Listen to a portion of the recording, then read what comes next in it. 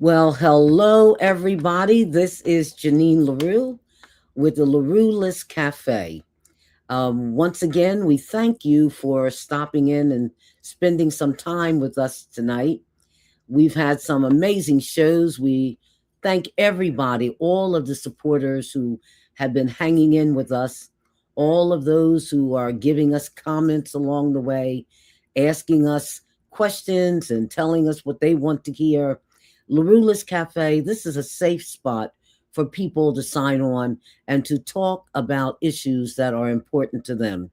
We try to bring guests on who I believe and who my producer, and I'm going to show her in a couple of seconds, Shanique Talafera, where we like to bring guests on who we believe that viewers are interested in hearing what they have to say. We've had a lot of great guests over the last 3 weeks. We'll be coming to you every Monday. We're going to take a little time off on the Memorial Day. We're not going to come on Memorial Day, but after that, we'll be coming on every Monday with guests with issues that we think that you want to hear. We would like you also, if some of you watching, if you feel as though you have some uh, uh, issues that you'd like to come on and be a part of the show, we absolutely want you to do that. This is not a show where it's all just high level people where no it's you have to have a certain voice for people to hear you. We want anybody who feels he or she has something to say, or they, to come on to LaRuelist Cafe. We want to hear your views. So let's get started. We have a great guest tonight. And before I bring our guest on, we're going to bring on, as you're used to seeing her, the amazing Shanique Talafera. So, Shanique, we're bringing you on. What are you going to tell the viewers today? Tell them something. Please tell them something. Hello, hello, hello, hello, everyone. Welcome to tonight's podcast, LaRuelist Cafe. Boy, oh boy, are we going to get into it today. We have the First Lady of Newark, New Jersey, the largest city of Newark, New Jersey, coming in. And we are going to be inspired. We are going to be empowered. And we are going to be able to come together in unity. We thank you so much for tuning in with LaRuelist Cafe today. If you're on, hey, if you're on watching, I'm telling you, you got to share. Make sure you scroll down and you press that share button and share this live with all of your friends and all of your family, because this is a word, trust me, you don't want to miss, and you want to make sure that we're spreading this empowerment to everyone. Have a wonderful day, and I will see you guys soon. Thanks for tuning in. Bye.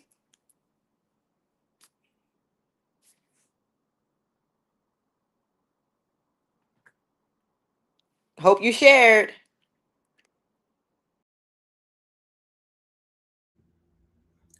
So I was talking to Shanique, asking her to mute herself, and she couldn't hear me because I was muted myself. So how about that? So Shanique, you can mute yourself now.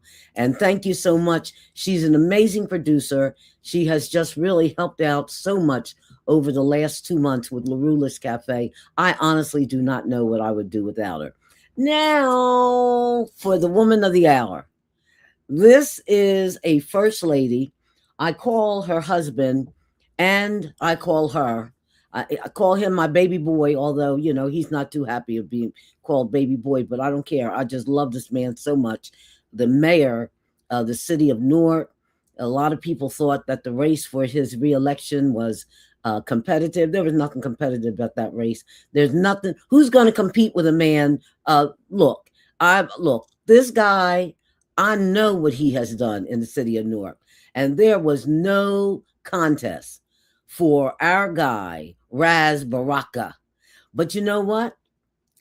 Raz Baraka has a Mrs. Baraka. And we have a guest on here today in her own right, the First Lady of the city of Newark. We want her to come in because we're talking tonight beyond the title.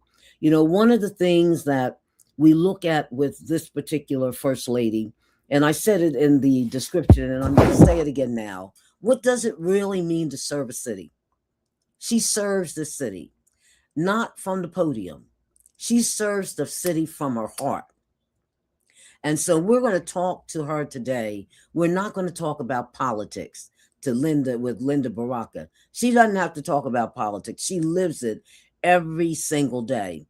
But she is a woman who has spent over a decade shaping the lives across the city of Newark, and not through politics, but through purpose. So we want to have that conversation with her. What does it mean to be the first lady of the largest city in the state of New Jersey? How did it feel seeing your husband wrongly being arrested by ICE? And I tell you, he really got the attention of the nation, where we all could just sit down and say, this is absolutely wrong. She's done things from empowering women financially to creating spaces where voices are heard.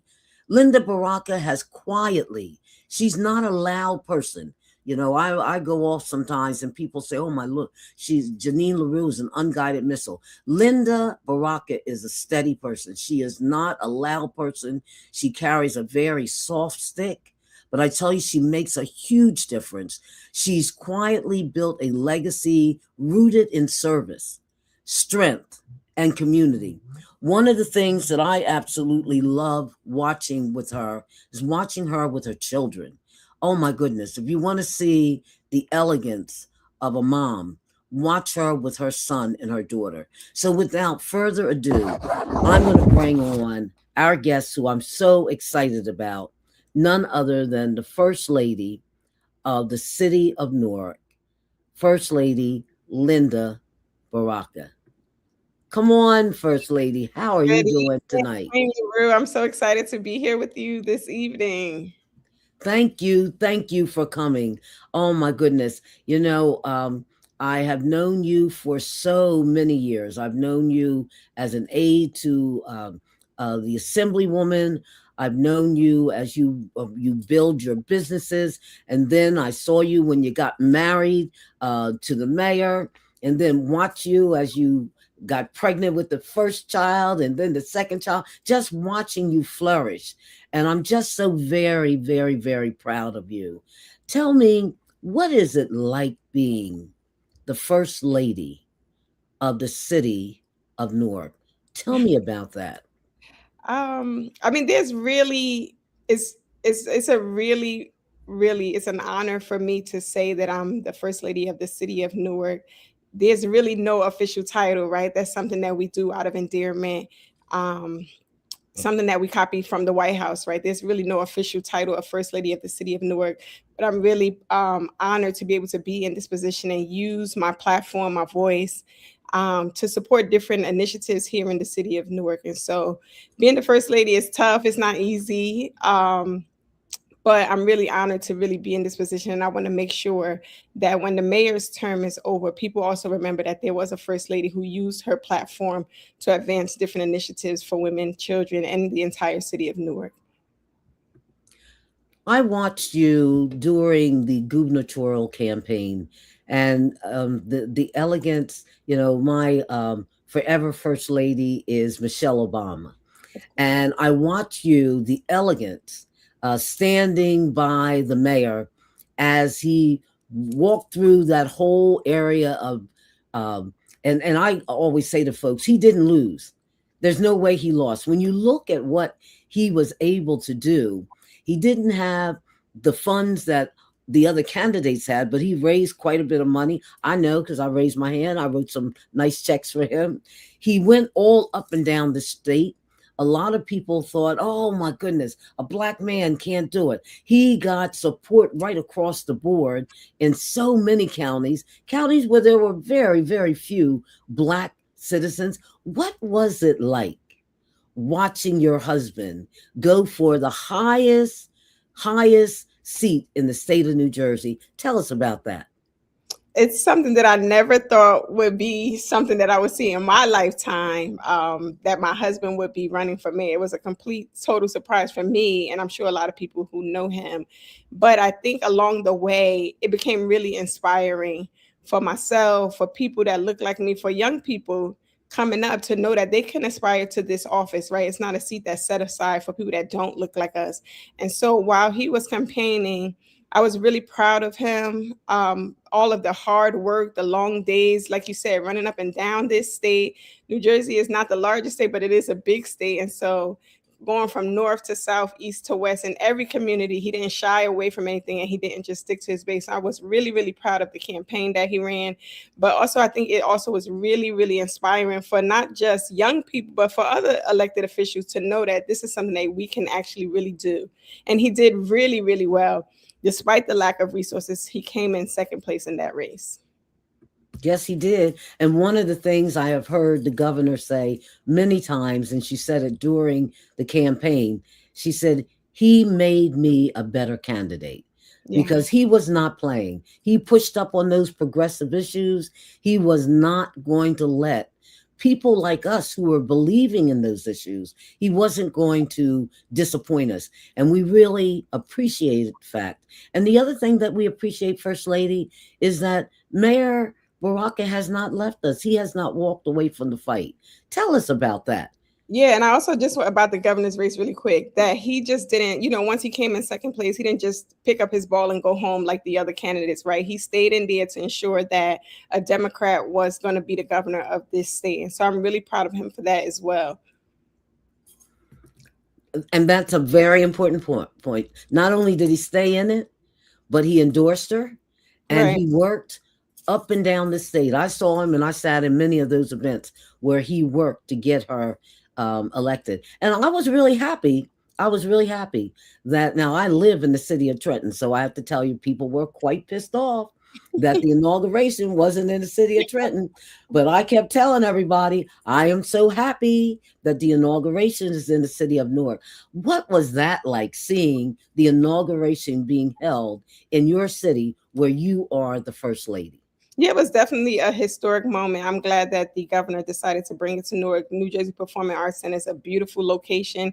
And just the size of it, I think that more people were able to participate because it happened at NJPAC. So it being in our city being the host city for such an auspicious occasion was really wonderful. So tell us about that day when ICE, because I tell you, I'm about sick of this guy at 1600 Pennsylvania Avenue. We keep watching it. Whenever we think the news can't get worse out of DC, it gets worse out of DC. What was it like that day when you found out that your husband was being wrongly arrested by ICE in the city that he is the mayor? Tell us about that. Where Yeah. were you when you got the news? The mayor had been going to Delaney Hall for, I think, a few weeks at that point, once they opened up the ICE facility here in Newark. And so it was not out of the norm for him to go to Delaney Hall. They do what they do there. They do their try to conduct their inspections, and then he continues on with his day. And so that's what he did that morning. And later that afternoon, he went back to accompany our Congress people, Congresswoman LaMonica McIver, Bonnie Watson Coleman, and Rob Menendez, for a press conference that they were holding later that afternoon. I was just doing the regular wife, mom, woman thing. I was in Costco at the time, and on my way to pick up my son. And so I was in Costco, and the driver came in, and he said, "We need to go right now. The mayor has been arrested." And I'm like, "What are you talking about?" And so, we hurried up and we got the information to where he was at. And when we got there, if it was initially, it was just myself and his brother that was out there, waiting for him to be transferred to the location where they were holding him.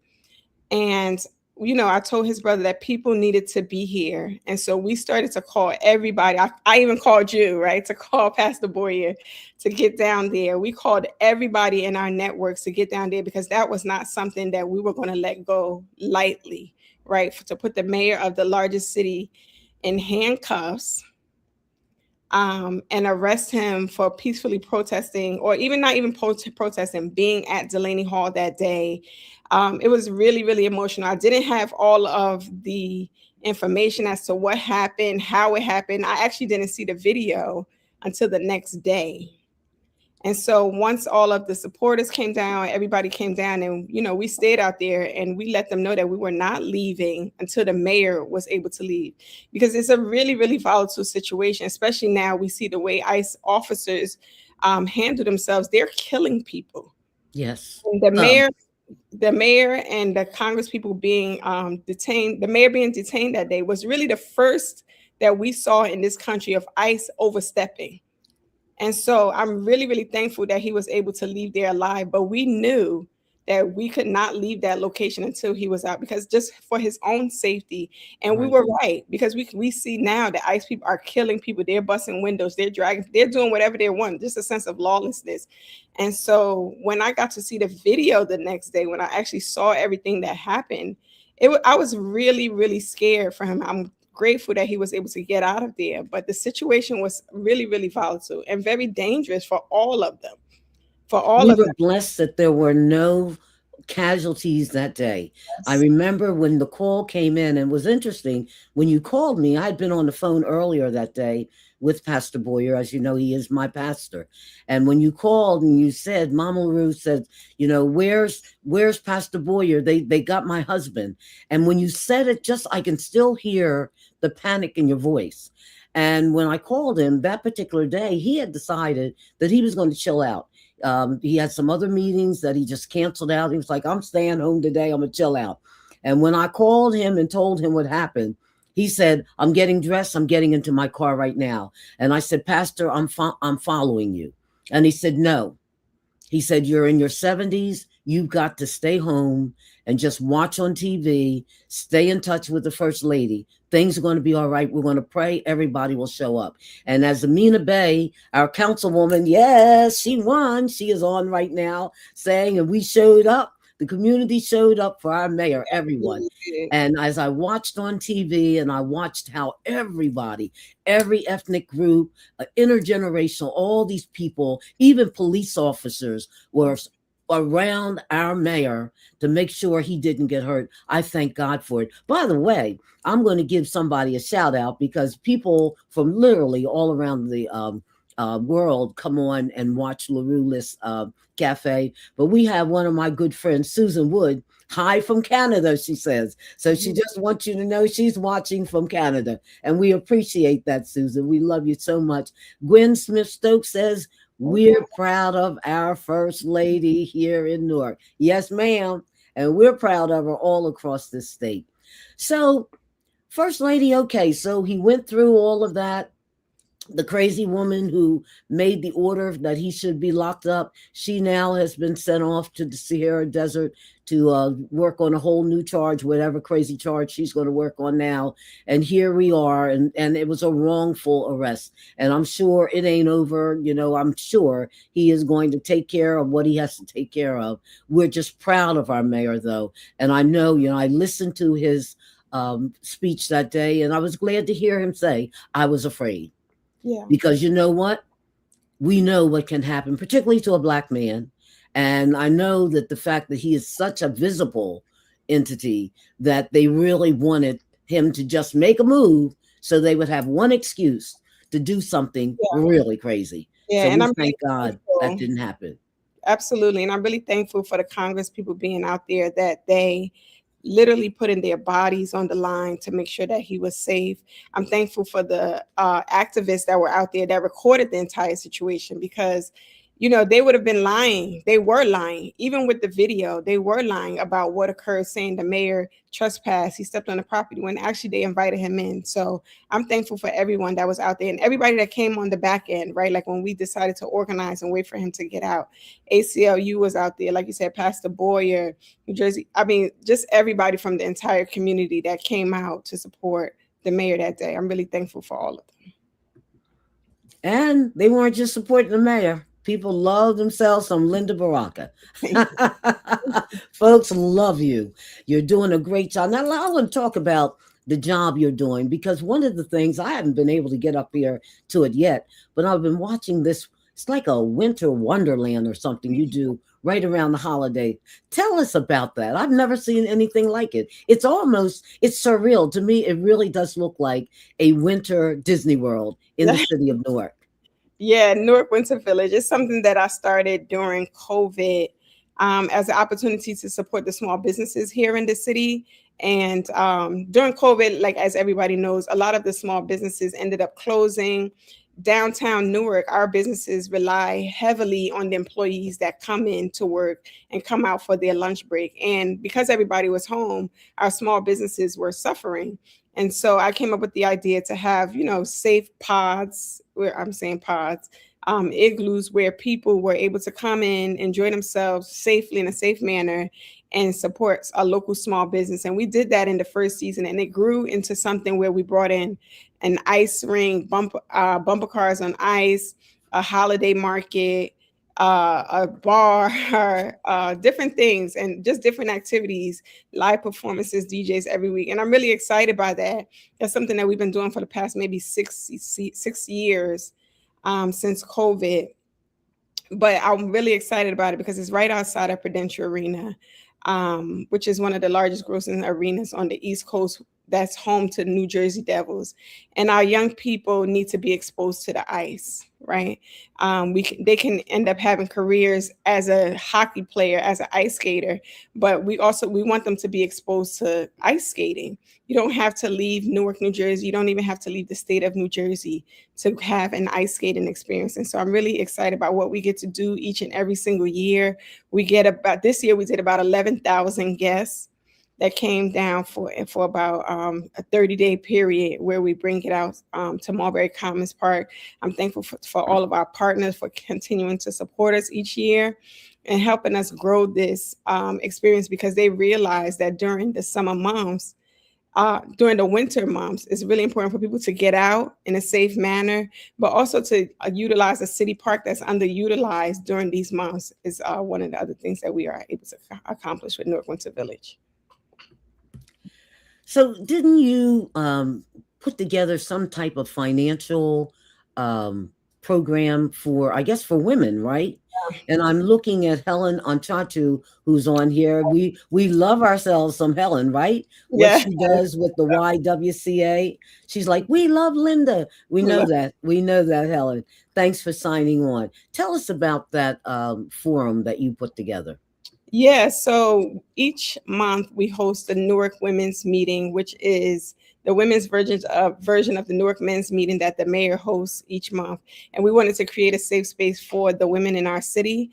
It's co-hosted by our Councilwoman Amina Bey, Councilwoman Roundtree, and our Congresswoman was a part of that before she went over to Congress as well. But we want to bring in different resources. The YW was a part of the presenters a few months ago. We want to bring in different resources for the women in the city to be empowered and to take advantage of the different things that are that's happening in our city.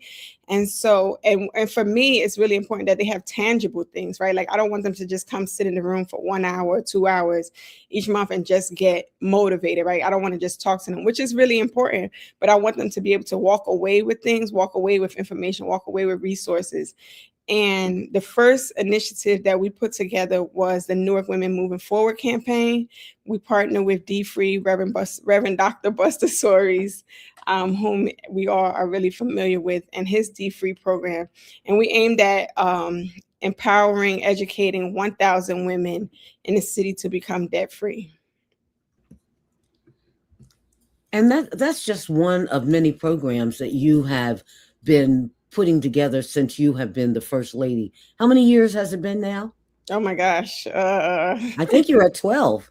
Am I? I don't even think of it. Yeah, I think you are at 12. So, and you've done a great job. So not only are you at 12 years being the First Lady. No, a little bit less than that. About 7. A little bit less? 7. Oh, that's right, because he was the mayor first. That's right. And then you came on. Well, as far as I'm concerned, you've always been the First Lady. You've always been a First Lady, period, because you know how much I love Linda. So, Linda, tell us about your children. It's got to be fascinating for you to balance. And as women, we're all trying to do it. I remember when I was younger, I had to balance my work. And I don't know what I would have done if I'd been married to a man like Raz, or maybe if I've been married to a man like Raz, maybe I wouldn't have had two marriages. I might still be married. I don't know. I don't know. But tell us what is it like trying to balance your work and home life? Yeah, I think for any mom with two small kids, it's tough, right? And just adding the caveat that their dad is the mayor of the largest city and really, really dedicated to his work makes it even tougher. And so I want to make sure that the mayor himself has cover here at the house, right? So he doesn't ever feel like, he's missing out on things or the kids are missing out on things because he's the mayor, right? I want him to be able to give his fullest attention to that job, and he does do that. And so I cover the kids, and it's really, really has been the greatest experience. I tell people that's my first job, my first title, my best title, right? The best thing that I have ever done in my life was become a mom to these two wonderful young kids. But I also want to make sure that they are not missing out on anything because their parents are in this role. And so I always make sure that I put them first, regardless of anything that's happening, regardless of all the invitations or places that we can be. I want to make sure that the kids are not missing out on anything. So that's going to jujitsu, picking them up from school, going to jujitsu, making dinner, making sure that they're in the backyard with their dad and jumping on this Zoom, right? And so always making sure that the kids come first. For me, that's really, really the most important. Because at the end of the day, the mayorship is only going to be for a few years, but we have to deal with the decisions that we make around the kids for the rest of their lives. Oh my goodness. That is, whew, we could end the program right there, but we're not going to do it. I tell you, I just love that. And I want the viewers to know we also have Bernice Finn on here from Afroprint. She is another fangirl of yours. And of course, Tracy Mumford, who has known you guys forever, is on here. And my sister-in-law, Donna, it's so good seeing you, Donna Ledford. Tracy Mumford gave me my first job.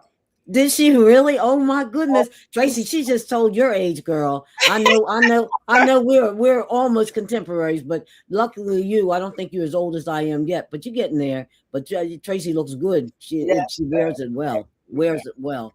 So, all right. So you have the two children, and and you have a bigger than life social justice husband, always getting into good trouble, always. All right.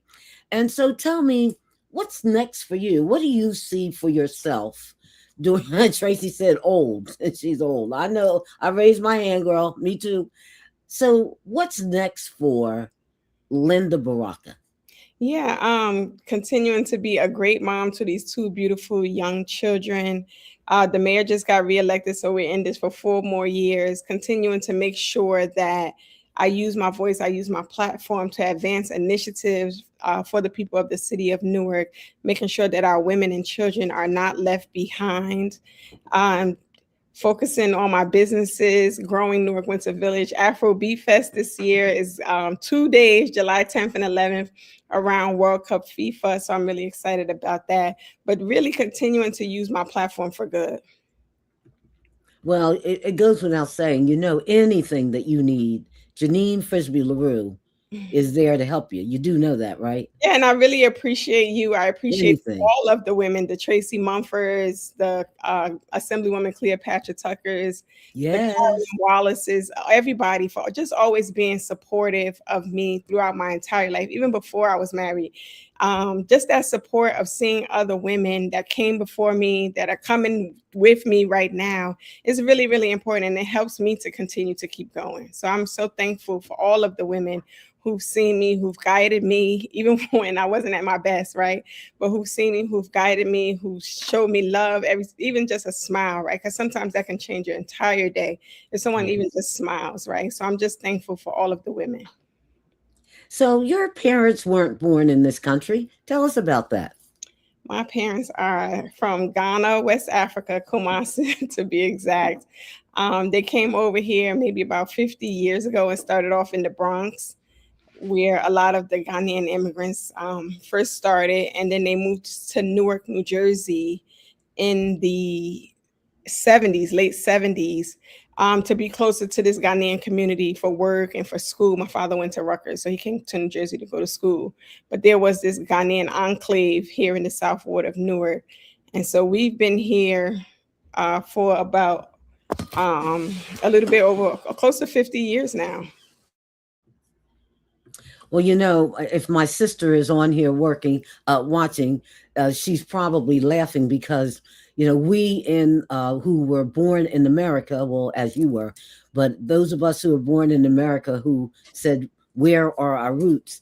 From the time I was maybe 17, I just self-identified as Ghana. Nobody told me that my ancestors are from Ghana, but I said I'm from Ghana. And it's so funny because she did the whole DNA thing. And she called me one day and she says, well, we have it. We know where we're from now, sis. And I said, where are we from? And she said, we are Nigerians. I Oh, said, I'm from Ghana. close enough. Close enough. Close enough. I said, I look like I'm Ghana, so I'm from Ghana. So we still have a Yes, running we're joke claiming about it. you. We are totally claiming you. But it was just, my parents always made sure that we remembered that we were from Ghana, even though we grew up here. I was born here, and I was actually born in Newark, born and raised my entire life in the city of Newark. But they always made sure that we remembered our culture, our language, our food, and that really helped to shape who I am today, right? So I get this Newark Ghanaian girl thing going, which I think it makes me who I am. It makes me an individual, right? Like an exceptional individual. And it also helps me to get back to my roots each year when we do Afro Beat Fest, right? That was something that my dad started through Africa Newark in the 80s. And so we're continuing that each year through Afro Beat Fest. Well, you know, we have come, I can't believe it. We have come to the time, the close of this show, and mission accomplished. The one thing that I wanted to do in this show is I wanted people to know our First Lady for the largest city in the state of New Jersey. You are bright, you are beautiful, you are elegant, you are well spoken, you're a hell of a wife, and you're a great mom. And I consider you a wonderful, wonderful friend. Thank you so much for coming on here today. I would ask our folks with LaRuelist Café, share this story around. We want everybody to know what we know about Linda Baraka. She's an amazing woman. Thank you, madam, for Thank you joining us so much today. for having me. Thank you so much to everyone that tuned in.